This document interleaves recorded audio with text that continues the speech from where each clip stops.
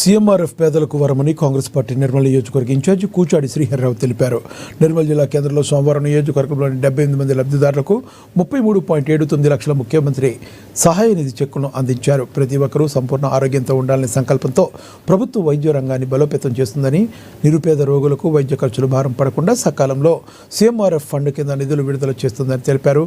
Private corporate ఆసుపత్రుల్లో ఖరీదైన వైద్య చికిత్స చేసుకోలేక ఆర్థిక ఇబ్బందులు పడుతున్న ఎన్నో కుటుంబాలకు సీఎం రిలీఫ్ ఫండ్ ఆసరాగా నిలుస్తుందని తెలిపారు.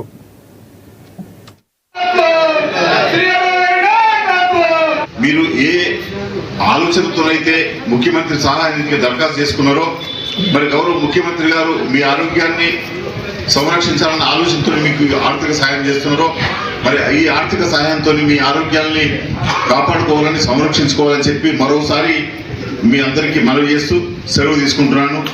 మీరు ఏ ఆలోచనతోనైతే